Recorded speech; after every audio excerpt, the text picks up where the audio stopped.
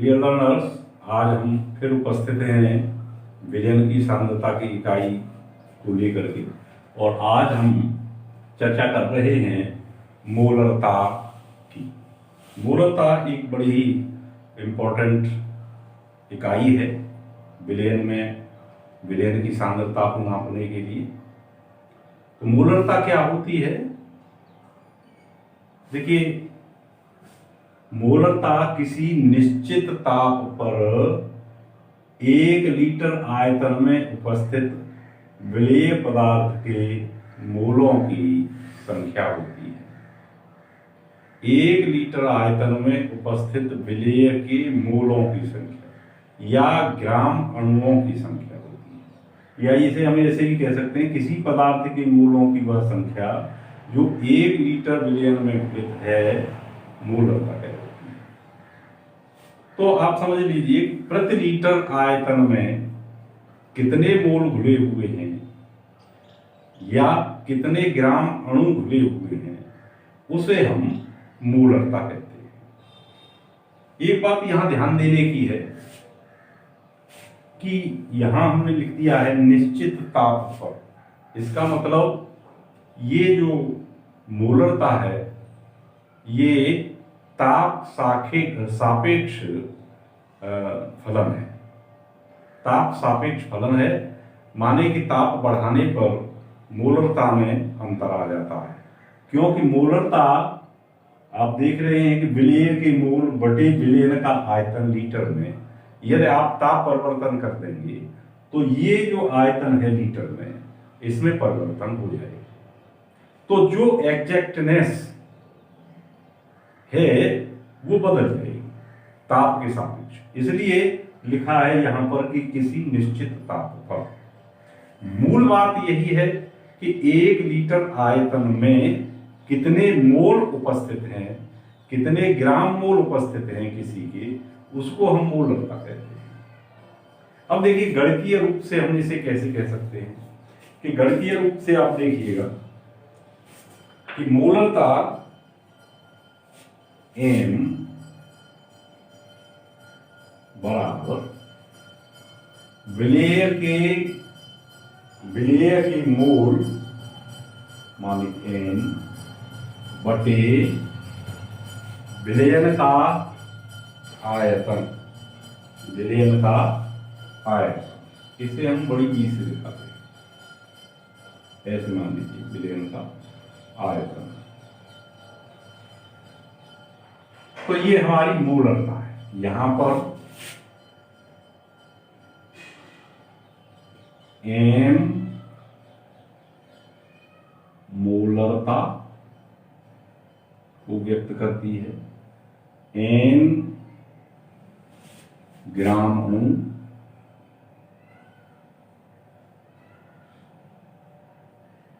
या मोल और v आयतन लीटर में प्रदर्शित करती है। यहां पर m equal to n upon v, माने m मोलरता है, n ग्राम अणु या मोलों की संख्या है, v आयतन लीटर में है।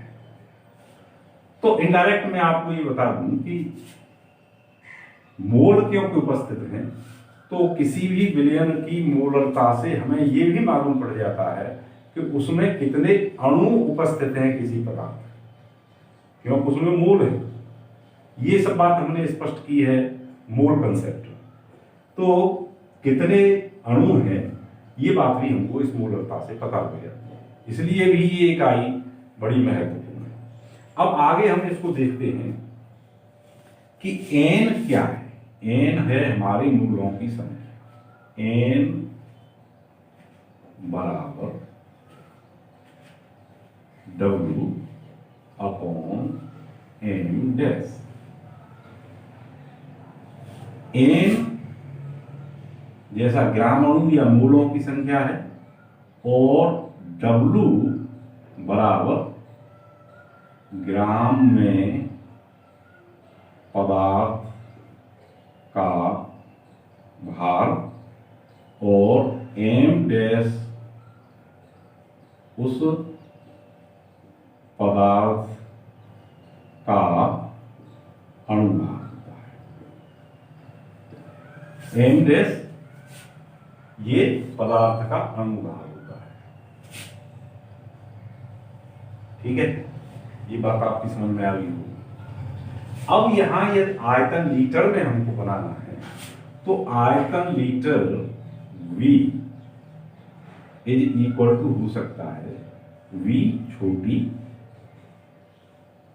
या छोटी v का प्रयोग कर देते हैं हम, छोटी v अपॉन 1000 हमने इसलिए इसमें भाग दिया है कि मान लीजिए हमने 250 ml में बनाया है, मान लीजिए हमने 100 ml में बनाया है, आयतन हमारा 100 ml है, 250 ml है, तो उसमें लीटर बनाने के लिए 1000 का भाग देना पड़ेगा, क्योंकि यहां हमारी शर्त यह है लीटर में उपस्थित है। तो यहां V आयतन लीटर, ठीक है, और V छोटी आयतन ml मिलीमीटर या डेसीमीटर क्यूब में। ठीक है, तो अब ये मान लीजिए हमारा पहला समीकरण हुआ, ये मान लीजिए हमारा दूसरा समीकरण हुआ। तो पहले और दूसरे समीकरण का मान हम इस में रख सकते हैं, या ये कहें कि इसे मान पहला समीकरण, ये दूसरा समीकरण, और ये हमारा तीसरा। तो दूसरे और तीसरे से ये मान हम पहले में रख सकते हैं।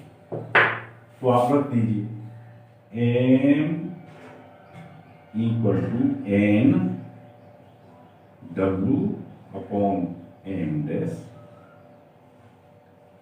अपॉन v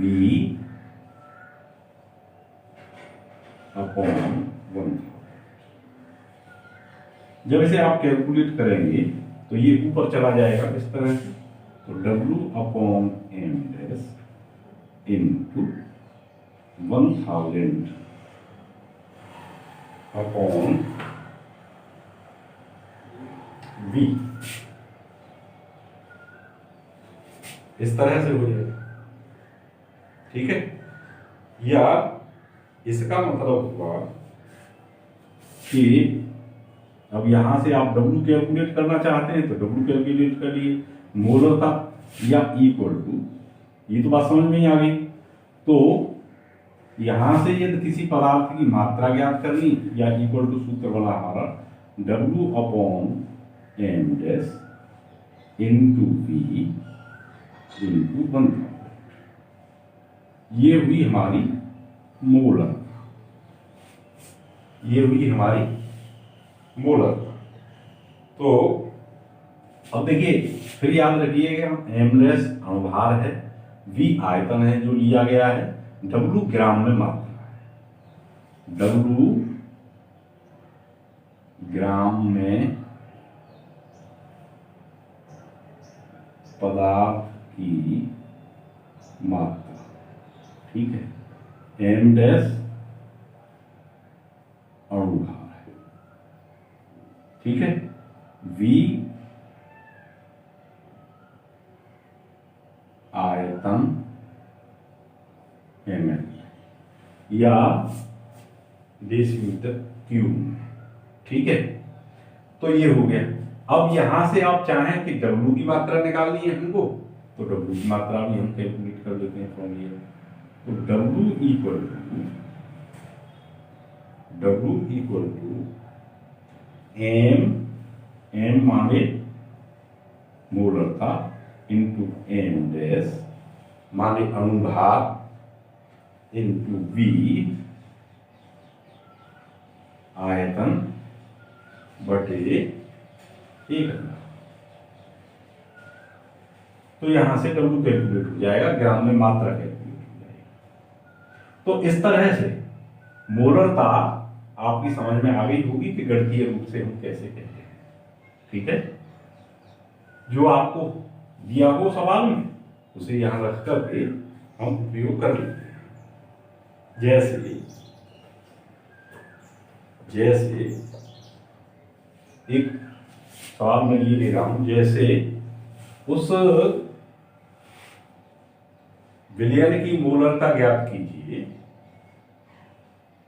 जिसमें 5 ग्राम NaOH, उस विलयन की मोलरता ज्ञात कीजिए जिसमें 5 ग्राम NaOH 450 ml में घुला हुआ है। अब देखिए यहां पर सवाल दिया है कि 5 ग्राम NaOH है हमारा। NaOH की मात्रा कितनी है? NaOH की मात्रा बराबर 5 ग्राम। ठीक है, कितने आयतन में घुला हुआ है? आयतन छोटा v इक्वल टू ये है 450 ml। तो पूछ रहे हैं कि उसके मोलरता कितनी होगी। अब देखिए मोलरता के लिए हमारे पास ये सूत्र है। NaOH का हमें यहाँ अणुभार ज्ञात करना है। NaOH का जो अणुभार होता है वो कितना होता है? 23 प्लस 16 प्लस 1 इक्वल टू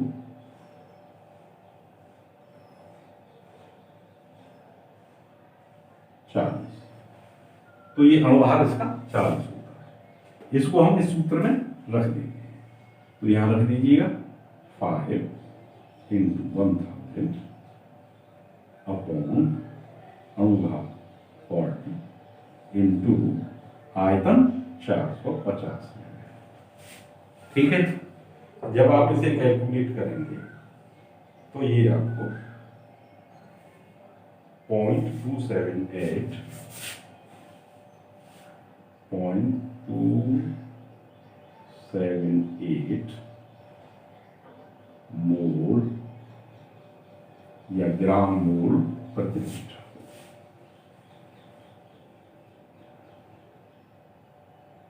ग्राम मोल प्रति लीटर आ जाएगा। 0.278 ग्राम मोल प्रति लीटर आएगा। तो इस तरह से आप किसी की मोलरता अथवा उसमें घुलित पदार्थ की मात्रा या और जिस तरह से भी समस्या हो उसका समाधान कर लेते हैं। अब एक बात यहां हमको ये बता देंगे कि मोलरता को कई तरह से कहा जाता है। जैसे मोलरता केवल इसको m से दिखाते हैं तो 1 लीटर में ये मात्रा है।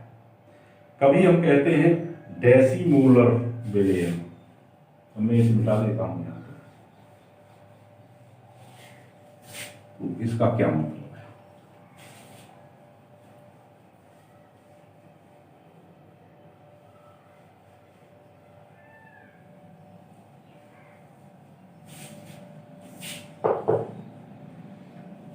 डेसीमोलर विलयन,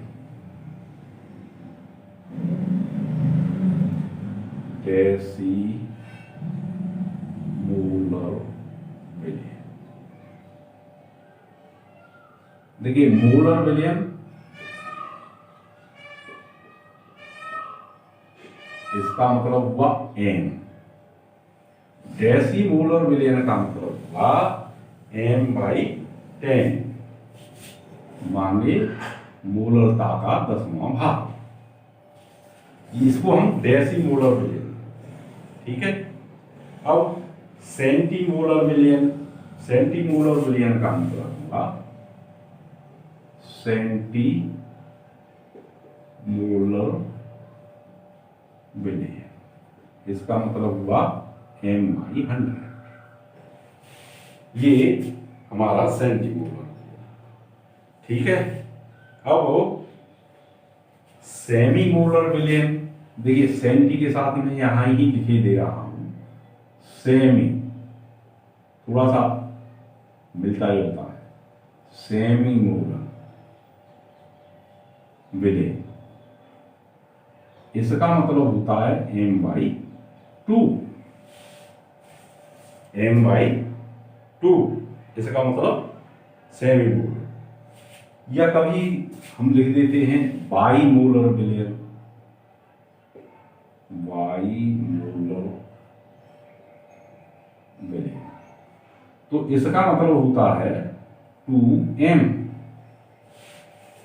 समझ रहे हैं ना। तो इस तरह से ये तरह तरह से कहा जाता है मोलर विलेय को, ठीक है। अब मैं यही आपको बता दूं कि फॉर्मलता क्या है। ये मोलरता आपकी समझ में आ गई। मोलर विलेय माने m, एक मोलर विलेय जिसमें एक मोल घुले हुए हैं। डेसीमोलर विलेय माने m/10, सेंटीमोलर विलेय माने m/100, सेमी मोलर विलेय माने m/2 और बाईमोलर माने 2m। तो इस तरह से हम इनको प्रदर्शित करते हैं। अब दूसरी इकाई है हमारी फॉर्मलता। तो फॉर्मलता क्या है ये थोड़ा सा आप समझ लीजिए, यही है, इसीलिए मैंने इसे मोलरता के साथ समझा। देखिए फॉर्मलता क्या है, किसी निश्चित ताप पर, तो ये भी बात आपकी समझ में आ गई होगी कि ये ताप आधारित फलन है, माने ताप बदलने पर ये इकाई बदल सकती है, इसलिए ताप हमेशा निश्चित रखना है। किसी निश्चित ताप पर प्रति लीटर विलयन में घुलित आयनिक पदार्थ के ग्राम सूत्र द्रव्यमान की संख्या। अब देखिए ग्राम सूत्र द्रव्यमान की संख्या जो है, जिसे हम कहते हैं कि ग्राम सूत्र द्रव्यमान, ये क्या है ये आप समझ लीजिए। ग्राम सूत्र द्रव्यमान बिल्कुल ग्राम मोल या ग्राम अणु के समान ही है, लेकिन कारण क्या है कि जहां किसी का अणुभार होता है वहां आयनिक यौगिकों में अणुभार नहीं होता, वहां उसका हम सूत्रभार निकालते हैं। तो इसलिए यहां ये इकाई अलग से करनी पड़ती है। अब जैसे मान लीजिए हमने अभी मोलरता की चर्चा की थी कि NaOH की आप मोलरता निकालिए। अब वास्तव में NaOH जो है, NaOH ये दो जगह टूटता है, Na प्लस और OH माइनस में, ये आयनिक पदार्थ। या मान लीजिए NaCl है, तो NaCl Na प्लस और Cl माइनस में होता है, तो इसका अणुभार नहीं होता। समस्या ये है कि जहां इस तरह से अणुभार ना हो वहां इसका हम सूत्रभार लेंगे। अब जैसे इसका सूत्रभार क्या हुआ, इसका सूत्रभार हुआ 23 और Cl का 35.5। अब इसको आप जोड़ लें तो इक्वल टू 5.85, तो 58.5 हो गया। ये क्या हुआ, ये है हमारा सूत्रभार, ठीक है। तो इसे हम ग्राम अणु भार या मोल न कह करके सूत्रभार कहते हैं। ये बस थोड़ा सा अंतर है फॉर्मलता और मोलरता में, ठीक है। तो फॉर्मलता बराबर विलेय के ग्राम सूत्र द्रव्यमान की संख्या बटे विलेय का आयतन लीटर, तो इसे हम फॉर्मलता कहते हैं। ये भी मोलरता की तरह ही ग्राम सूत्रभार प्रति लीटर होता है, इसका यदि इकाई करें तो। लेकिन साधारणतः हम प्रायः ऐसे के लिए भी मोलरता का ही शब्द उपयोग में ले लेते हैं। तो विलेय की फॉर्मलता को हम यहां दिखाएं तो W इक्वल टू, देखिए इसे हम F से प्रदर्शित करते हैं, F से व्यक्त करते हैं, ठीक है। इसे हम F से व्यक्त करते हैं। तो बिल्कुल मोलरता की तरह ही फॉर्मलता या फॉर्मलता F लिखेंगे तो W माने ग्राम में भार बराबर, क्योंकि लास्ट में हमने यही निकाला था, तो W ग्राम भार बराबर F, याद रखिएगा वहां हमने M लिखा था, इनटू M डैश वहां हमने अणुभार लिखा था, यहां लिखेंगे इसको सूत्रभार, इनटू आयतन V बटे 1000। ठीक है, या फॉर्मूला आपको निकालनी है तो इसे आप इसे इधर ले जाइएगा, तो ये हो जाएगा formula F equal to W into 1000 upon M dash into V। ये हमारी फॉर्मूला। अब देखिए यहां हमने मोलरता की जगह पे F लिखा है फॉर्मूला, और ये M डैश को आप बिल्कुल स्पष्ट समझ लीजिए। M डैश यहां हमारा फॉर्मूला में M डैश को सूत्रभार कहते हैं, जबकि मोलरता में इसे अणुभार कहते हैं।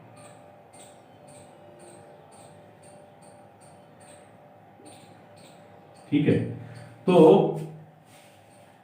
M डैश जो है ये फॉर्मूला में सूत्रभार कहा जाता है, और नॉर्मलता में सॉरी मोलरता में इसे अणुभार कहते हैं। शेष सभी मोलरता की तरह है, लेकिन केवल फॉर्मूला जो प्रयोग होती है शब्द वो आयनिक यौगिकों के लिए होता है। ठीक है, अब इसके आगे हमें आवश्यकता है कि एक ऐसी इकाई जो ताप फंक्शन पर आधारित ना हो, ताप बदलने पर ना बदले, तो उसकी चर्चा हम नेक्स्ट वीडियो में करेंगे। तब तक के लिए धन्यवाद।